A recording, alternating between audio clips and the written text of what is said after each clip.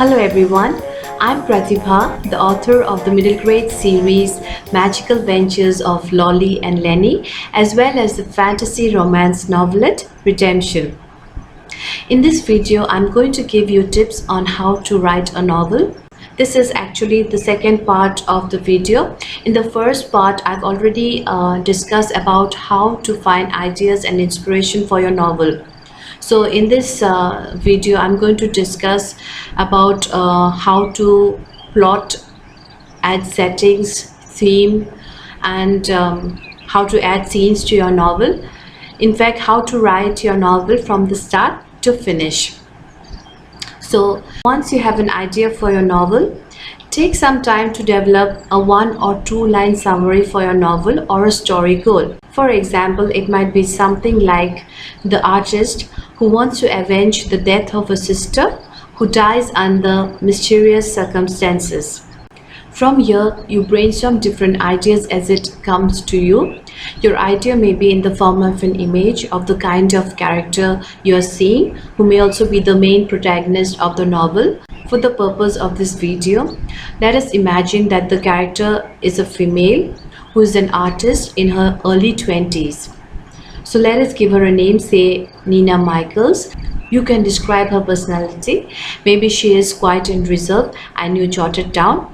Then next you can write about how or what she feels at the beginning of the novel, meaning her emotional state. Once this is done, you can use these ideas to write different events and situations you visualize happening in the story.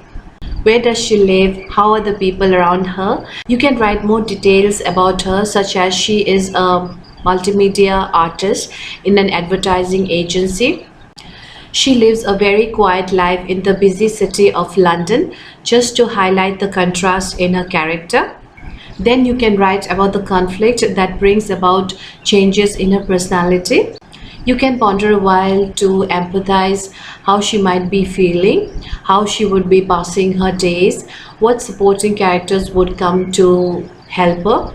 Here you can describe about the supporting characters too, what connection they have to the protagonist. Maybe there is a probability of a romance surfacing, and here you can also add some pointers to who or how the antagonist might be.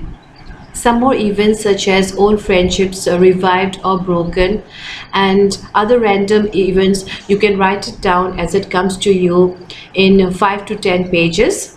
Once you have this content, make a rough outline of all the ideas, events, and characters in a linear fashion. It should all be shaped in a logical sequence. This is what is called the backbone of the story. Once you have the rough backbone of the story, start writing different scenes in the story that will work towards the resolution of the story goal. The scenes may each be of around, say, 4 or 5 lines. Go on writing the scenes, and if you feel stuck at a particular scene, keep it for now and move on to the next scene and maybe come back later.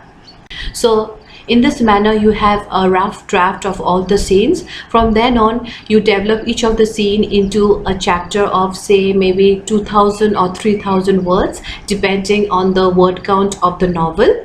You can also plan the number of chapters and divide them into 3 parts known as the Threeact structure, a popular model used by many authors to write their novels, short stories, comic books, plays, poetry, and so on. In this structure, what we do is plan the number of chapters for your entire novel, say 27 to 30 chapters. Then the first 9 or 10 chapters you will have put together as Act 1, which consists of the beginning. The beginning explains the setup of the novel, such as introduces the protagonist, the conflict, the circumstances that come about due to the conflict, the action plan taken by the protagonist to resolve the conflict, and so on. You can also introduce the supporting characters here, the settings, and what steps the protagonist takes to resolve his goal, and so on. The middle portion of the Threeact structure is where the confrontation takes place, and it consists of the changes that takes place in the protagonist's life due to his or her decisions, the subplots of the supporting characters, some fun incidents like reunions, celebrations, and romances, friendships revived and broken, experiences as well as lessons learned, which might also strengthen the goal of the protagonist. You can also introduce the antagonist here, or he or she may be already introduced, but here is where their shady traits are revealed, and you can show how they can strengthen or weaken the protagonist in achieving his or her goal. In the third act or last 10 chapters, the resolution takes place. The plot moves into direction to achieve this goal. Tension mounts as the protagonist face obstacles after obstacles. Other discouraging situations happen where the protagonist meets relentless despair and defeat, and nothing seems right here. There may be situations where secrets are revealed, and also death of one or two characters may happen. Tension reaches its peak here as crisis meets a final climax and resolution occurs. As you go on moving to the next chapter, you have to make it a point to re-edit so that it is not too messy later on. Once the first draft is complete, you go back to the beginning for another round of re-edit. Here, for example, in my story, the protagonist Nina finds out that her sister Maya was jilted by a billionaire by the name of Ricky Peters just before her death. Although an initial suspect, the police releases Ricky on not being able to find substantial evidence against him. So here we have the conflict of Nina trying to find out about her sister's death.